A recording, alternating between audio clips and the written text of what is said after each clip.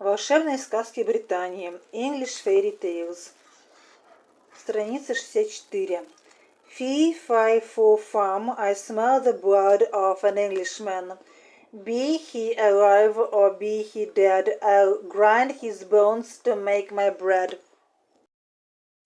If you can smell that bad little boy who stole your money and your magic hen, he's hiding in the oven, said the ogre's wife, and they both looked in the oven.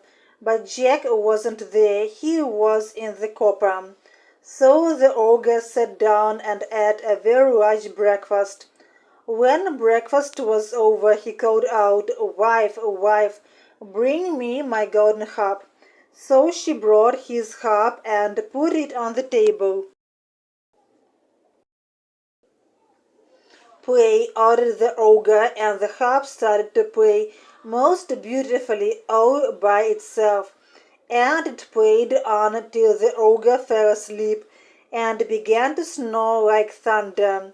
Then Jack crept out of the copper and seized the harp, but the harp cried out, "Master, master!"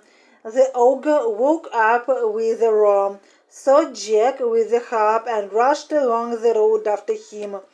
Jack ran as fast as he could, and the ogre ran after him. When Jack got to the beanstalk, the ogre was not more than 20 yards away. Jack began to climb down, but the ogre was heavy and he was afraid of such a ladder, so he stood and waited. But just then the harp cried out, "Master, master!" and the ogre began to climb down the beanstalk, which shook with his weight. Jack climbed down and the ogre climbed after him. By this time Jack had climbed down and climbed down and climbed down till he was very near the ground. So he called out, "Mother, mother, bring me an axe, bring me an axe."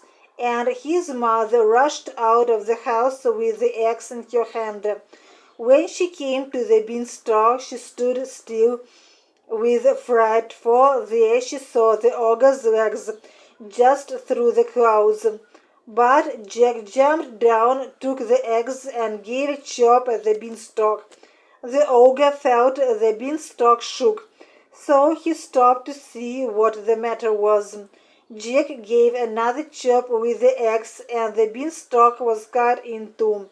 Then the ogre fell down and broke his head, and the beanstalk came down after. After that, Jack showed his mother the golden harp. Then Jack and his mother began to show people the golden harp, and they became rich. Later, Jack married a beautiful princess, and they lived happily ever afterwards.